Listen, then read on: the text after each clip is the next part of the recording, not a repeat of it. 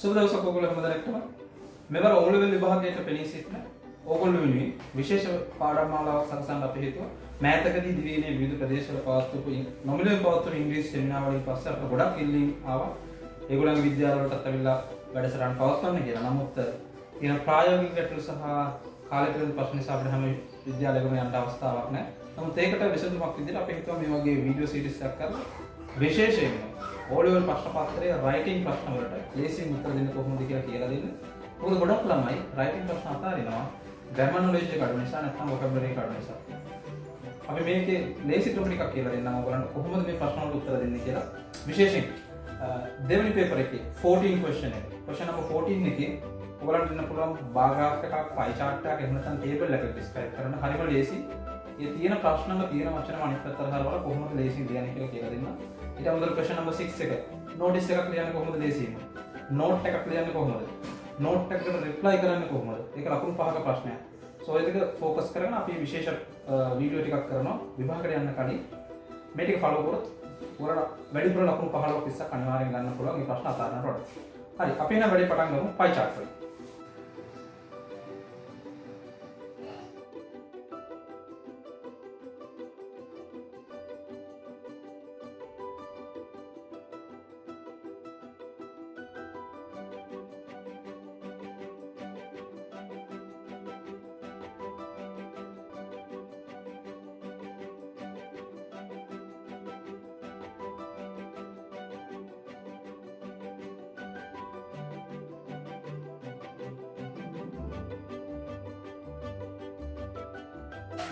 හොඳයි අපි බලමු කොහොමද pie chart එක ලියන්නේ කියලා. මම ඔයගොල්ලන්ට ලේසි steps 6කින් කියලා දෙන්නම් pie chart එක ලියන්න. ඊට කලින් grammar doubt තියෙනවා නම් තාම වචන ප්‍රශ්න තියෙනවා නම් මේකට මොනවද ඕන grammar කියලා බලමු. මේ pie chart එක question number 14 එක describe කරන්න ඔයගොල්ලන්ට ගොඩක් grammar ඕනේ නැහැ. simple tenses දන්න ඕන. simple tenses පොඩ්ඩක් බලාගන්න. simple tense active voice එකේ ලියන්නත් පුළුවන්, passive voice එකේ ලියන්නත් පුළුවන්. ඒ කියන්නේ කපුරු කාරක විදිහට ලියන්නත් පුළුවන්, කර්ම කාරක විදිහට ලියන්නත් පුළුවන්. ඊට පස්සේ දෙයා එකත් එක්ක is and are be verb දෙක දාලා ලියන්න පුළුවන්. තුන්වෙනි එක තමයි has have plus past participle. perfect tenses තියෙනවා නම් perfect tenses දන්නවා නම් මේක ලියන්න පුළුවන්. so ඔය තුන විතරක් හරියට දන්නවා නම් මේ ප්‍රශ්නේ ලියන්න පුළුවන්. ඊට පස්සේ දෙවෙනි එක තමයි මේ chart එක describe කරන්න හරිම ලේසි. මොකද මේ 14 ප්‍රශ්න තව කොටසක් තියෙනවා letter එකක් ලියන්න. letter එකක් ලියන්න කියන ගොඩක් හිතන්න ඕනේ. ගොඩක් වාර වචන මාලාවක් තියෙනවා ගොඩක් කරුණු දැනගන්න. නමුත් මේ pie chart එකක් bar graph එකක් නැත්නම් table එකක් describe කරන්න ලේසි. මොකද මේකේ තියෙන දේවල් බලාගෙන ඒක explain කරන්න තියෙනවා. so මම මේ පියවර 6 follow කරන්න බලන්න ඔයගොල්ලෝ තාම writing doubt නම් පළවෙනි දේ තමයි what is this? so මේක මොකක්ද කියලා දෙන්න ඕනේ. so මේක මොකක්ද කියලා explain කරන්න. ඒක කරන හැටි මම example එකක් කරනවා මේකෙන් පස්සේ ඒක ඔයගොල්ලෝ බලා ගන්න පුළුවන්. ප්‍රශ්නේම අනිත් පැත්තට හරවලා explain කරන්න පුළුවන්. සාමාන්‍යයෙන් ඔයගොල්ලෝ ගොඩක් කරලා ප්‍රශ්නේ ඉන්නේ the following bar chart නැත්නම් following pie chart shows that is how එක start කරන්නේ. ඒක අනිත් පැත්තට හරවලා කොහොමද උත්තරයකට ගන්න කියන එක. දෙවෙනි එක තමයි categories in this chart. මේකේ මොනවද තියෙන කොටස්? දැන් මෙතන බලවම ඔයගලන්ට බලන්න රටවල් 1 2 3 4 5 රටවල් පහක් තියෙනවා. මේකේ percentages තියෙනවා. දෙවෙනිට ඒව ගැන කතා කරන්න පුළුවන්. තුන්වෙනි එක තමයි plus highlights. මේ structure එක මතක තියාගන්න. plus highlights කියන්නේ බලපුවම කැපී පෙනෙන දේවල් මොනවද තියෙන්නේ. දැන් මේක බලුවොත් බලපුවම 35% ඉන්දියා තියෙනවා. ඊට පස්සේ දෙවෙනියට තියෙනවා 20යි 20 equal numbers. ඊට පස්සේ minus අඩුවෙන්ම තියෙන මොකද්ද? අඩුවෙන්ම තියෙනවා ඔයගොල්ලන්ට UK. මේක ගැන කතා කරන්න පුළුවන් දෙවෙනියට. තුන්වෙනිට equal number of මම ඉස්සර කිව්වා වගේ මේකයි දෙක ගැන කතා කරන්න පුළුවන්. ඔක ඔක්කොම ඉවරනාට පස්සේ අන්තිමට finally මේක ගැන වාට දෙන්න පුළුවන් overall conclusion එක මොකක්ද?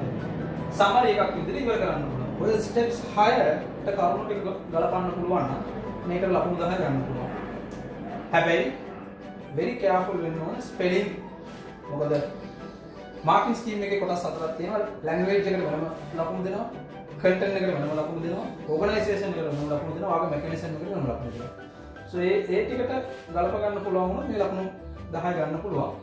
මම වෙනම මේකෙන් පස්සේ example එකක් කරලා පෙන්නන්න ලේසියෙන් මේ ලකුණු ටික ගන්න කොහොමද. ඊට අමතරව වචන 10 12කට අඩුවෙන් වැඩිපුර දාලා තියෙන වචන මෙහෙට මාරු කරලා කොහොමද complete answer එකක් ලියන්නේ කියලා. So අපි බලමු example එක කොහොමද කියලා. හොඳයි අපි බලමු කොහොමද මේ pie chart එකක් ලියන්නේ කියලා මේ example එකෙන්. So question number 14 එක කොටස් දෙකක් තියෙනවා ඔයගලන්ට. පළවෙනි එක මේ ප්‍රශ්න පේන විදිහට ඔයගලන්ට බලන්න පුළුවන්. පළවෙනි කොටසේ තියෙන letter එකක් ලියන්න. අපි letter එකක් ලියන එකට focus කරන්නේ නැහැ. මොකද ඒක ටිකක් අමාරු එකක්. writing doubt තියෙනවා නම් writing වලට දුර්වල නම් letter එකට එකපාර යන්න අමාරුයි. නමුත් අපි කතා කරපු විදිහට අපි බලමු pie chart එක කොහොමද කරන්නේ කියලා මේ example එකෙන්.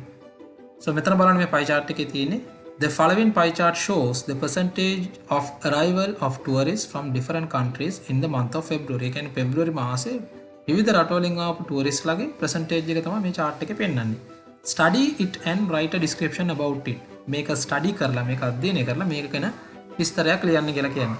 Use the following words. වට උදව් වෙන උපකාරක වචන කිහිපයක් පහකින් දීලා තියෙනවා. Use about 100 words. වචන 100කින් තමයි ලියන්න ඕනේ. Highest percentage කියන්නේ වැඩිපුරම ප්‍රතිශතයක් ඇවිල්ලා තියෙන්නේ. Equal කියන්නේ සමාන. Lowest percentage කියන්නේ අඩුම ප්‍රතිශතයක් ඇවිල්ලා තියෙන්නේ කොහොමද? Less than කියන්නේ මොන හරි එකකට වඩා අඩුයි. Higher percentage කියන්නේ වැඩිම percentage එකක් ඇවිල්ලා තියෙන්නේ. Majority කියන්නේ බහුතරයක්. Least කියන්නේ අඩුම. So මේක තමයි ප්‍රශ්නේ. අපි බලමු මේක උත්තර දෙන්නේ කොහොමද කියලා අපි කතා කරපු විදියට. Step 1 එක මම කිව්වා මතකනේ. What is this all about? පළවෙනියට මේක මොකක්ද කියලා විස්තර කරන්න ඕනේ. දෙවෙනි එක තමයි categories in this pie chart. මේ pie chart එකේ categories මොනවද තියෙන්නේ? තුන්වෙනි එක තමයි highlights. plus highlights කැපී පෙනෙන දේවල් මොකක්ද තියෙන්නේ? ඊට පස්සේ ඔයාලට තව වචන මදි වුණොත් මොකද මේක වචන 100ක් ලියන්න තියෙනවා. වචන මදි වුණොත් second highlight එකක් ගන්න පුළුවන්. හතරවෙනි step එකේ විදිහට අඩුවෙන්ම පෙන්වන දේ මොකක්ද කියලා ලියන්න. ඒක highlight එක. පස්වෙනි එක equal එකක් පෙන්වන්න ඕන නම් සමාන අගයක් පෙන්වන දෙයක් තියෙනවා නම් ඒක ගැන discuss කරන්න පුළුවන්. ඊට step 6 එකට ගිහිල්ලා conclusion comparison. so ඒ කියන්නේ මේකේ තියෙන සමස්තය වට අධ්‍යයනය කරපුවම දෙන්න පුළුවන් final ඒ කියන්නේ අවසාන summary එක. නැත්නම් මොකක්ද කියලා කියන්න. අපි බලමු එකින් එකට කොහොමද යන්නේ කියලා. step 1 එකට මම ඔයගොල්ලන්ට කිව්ව මතකනේ. වචන හරි අඩුවෙන් වචන එළියෙන් ගෙනල්ලා තියෙනම ප්‍රශ්නේ අනිත් පැත්තට කරකලා කොහොමද උත්තරේ ලියන්නේ කියලා මම කියලා දෙන්නම් කියලා. So step 1 එක what is this all about එක මේක මොකක්ද කියලා කියන එක බලන්න මේ උඩ තියෙන්නේ the following pie chart shows the percentage of arrival of tourists from different countries in the month of February. මේක ප්‍රශ්නෙම කොටසක්. So මෙතන මේක කොහොමද උත්තරයකට හරවන්නේ? හරි ලේසි. ඔය කොටසම copy කරලා පල්ලෙහායින් දාලා එක වචනයක් මාරු කරන්න. මොකද ඔයාගේ උත්තරේ ලියන්නේ pie chart එකට පල්ලෙහා ඉන්නේ. So ඒතර මෙතන තියෙන පහත සඳහන් pie chart එකකින් පෙන්නනවා කියන එක ඔයා ඉහත සඳහන් කියලා මාරු කරන්න ඕනේ. ඒක කරන්න the above pie chart. above කියන වචනේ change කරන්න. එහෙම නැත්නම් this pie chart කියලා ඉතිරි ටික ඒ විදිහම ලියන්න. So ඒතර ඒක complete answer එකක්. දෙන්න ඕන වෙන්නේ simple tense එක විතරයි. So මම ඔයගලන්ට යෝජනා කරනවා ඔය විදිහටම ඔක ලියන්න කියලා. වෙන විදිහකට ලියන්න පුළුවන් නම් හොඳයි. නමුත් risk එකක් ගන්න ඕනේ නැහැ. හරි? අකුරක්වත් වරද්දන්න නැතුව ඔය method එක කරන්න. Step 2 එකේදී categories in this pie chart. මේ pie chart එකේ තියෙන categories ගැන වල කතා කරන්න පුළුවන්. According to this according to කියන word එක ගේන්න ඒකෙන් කතා කරන්නේ මේකට අනුව. According to this pie chart there are 5 countries such as එන ඕනම දේවල් ගොඩක් තියෙනවා එකක් තියෙනවා ගැන කතා කරන්න තමයි there එකත් එක්ක be verb use කරන්නේ. මෙතන countries බහුවචන නිසා there are 5 countries such as මේ වගේ word එක ගන්න ඊට පස්සේ රටවල් ටික add කරන්න තියෙනවා. So මේක මේ විදිහටම ලියන්න. මතක තියාගන්න කටපාඩම් කරගන්න according to කියන එක දාන්න there are කියන එක පුළුවන් such as කියන එක මතක තියාගන්න. So ඒකෙන් ඔයාලට කතා කරන්න පුළුවන් තියෙන දේවල් මේකේ. ඊට පස්සේ අපි කතා කරමු step 3 එකේදී highlights plus highlights කැපී පෙනෙන දේවල්. methods ගොඩක් තියෙනවා. එකක් තමයි majority of the tourists. ඔය majority කියන වචනේ ඔයගේ පොතේ නැත්තම් ප්‍රශ්නේ තියෙන දෙයක්. බහුතරයක් කියන එක. of the tourists ඇවිල්ලා තියෙනවා බහුතරයක් ටූරිස්ට්ලා ඇවිල්ලා තියෙනවා ඉන්දියාවෙන් ඒකේ percentage එක 135යි. ඒකයි මට කියන්න ඕනේ. ඇවිල්ලා තියෙනවා කරලා තියෙනවා දීලා තියෙනවා මොන හරි දෙයක් කරලා තියෙන එක ගැන කතා කරන්න ඕන වෙන්නේ අපිට perfect tense has have plus past participle. මෙතන tourist කියන එක බහුවචන නිසා have කියන එකත් එක්ක past participle එක use කරන්න පුළුවන්. arrive එකේ past participle එක arrived. So majority of the tourists have arrived from India as a percentage of 35. එහෙම නැත්නම් highest number of tourists වැඩිපුරම touristලා සංඛ්‍යාවක් ඇවිල්ලා තියෙනවා ඉන්දියාවෙන් ඒක 35. So ඒක තමයි මම කියලා තියෙන highest number of tourists have arrived from India with 35.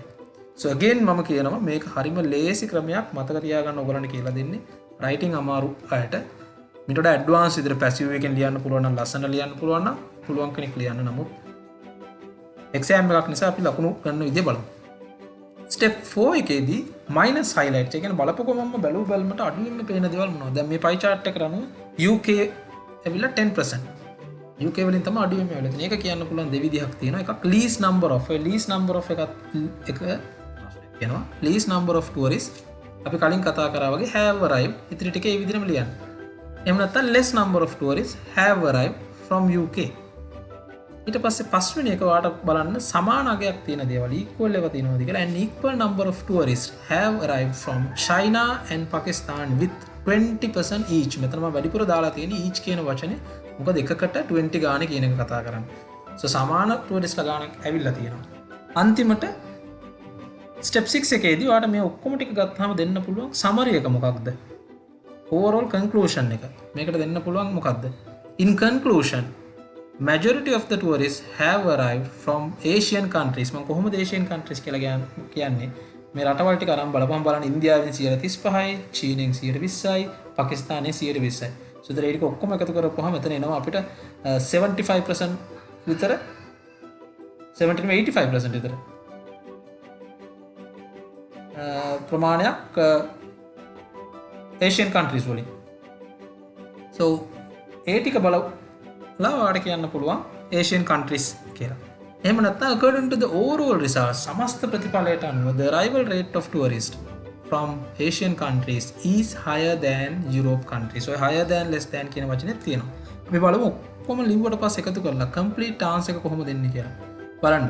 complete answer එකේදී මම මේ orange color එකෙන් highlight කරලා තියෙන්නේ අපි අලුතෙන් add කරපු වචන. වචන 10ක් 12කටත් අඩුවෙන් තමයි අනිත් ඔක්කොම ටික මේ ප්‍රශ්නෙම තියෙන දේවල් chart එකේ තියෙන දේවල් කලකලා එකතු කරලා තමයි ලියලා තියෙන්නේ.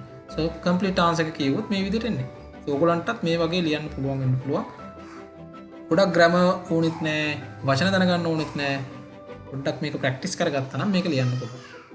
හොඳයි මම හිතනවා දැන් ඔයගොල්ලන්ට pie chart එක ලියන්න දැනගත්තා. මේක පොඩ්ඩක් practice කරන්න අනිවාර්යයෙන් විභාගයට යන්න කලින් writing doubt නම් past papers ටිකක් අරගෙන model questions ටිකක් practice කරන්න pie chart එක ලියන විදිහ මේ steps 6 follow කරලා. so ඒතර අනිවාර්යයෙන්ම ඔයගොල්ලන්ට ලේසියෙන් මේකට ලකුණු ගන්න පුළුවන්. විශේෂ දෙයක් මතක් කරන්න ඕනේ මේ ඉවර කරන්න කලින් හරිම සරල ලේසි ක්‍රමයක් කියලා දුන්නේ. නමුත් ඕගොල්ලෝ දන්නවනම් කවුරු හරි දන්නවනම් මීට ඇඩ්වාන්ස් විදිහට ලියන්න ප්‍රශ්නයක් නැහැ. නමුත් අපේ focus ගුණේ writing අමාරු ළමයින්ට support එකක් දෙන්න. public sessions දෙකක් අපි plan කරලා තිනවා කොළඹ ගම්පහ අවට ප්‍රදේශයේ නොවැම්බර් 15 ගම්පහ බුත්පිටිය හන්දියේ තපල කන්තෝර උඩ තියෙන අධ්‍යාපන ආයතනයේ අපි පවත්වනවා මේ වගේ public seminar එකක් උදේ 8:00 ඉඳන් 1:00 වෙනකම්. so ගොඩක් writing ප්‍රශ්න කතා කරනවා paper එකේ වුණ වෙන. ඊට අමතරව හවස 3:00 ඉඳන් 7:00 විතර වෙනකම් හවස මාවර මණ්ඩියේ විශ්ව අධ්‍යාපන ආයතනයේ අපි පවත්වනවා. ඔයගොල්ලෝ කැමති නම් සම්බන්ධ වෙන්න.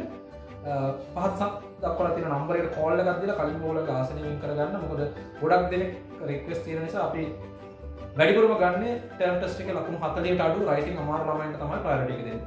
ඒ නිසා සුබපතනවා ඔයගොල්ලෝ හැමෝටම තවත් වීඩියෝ එකකින් රයිටින් ප්‍රශ්නයක් කතා කරන්න. එතෙක් ජය වේවා.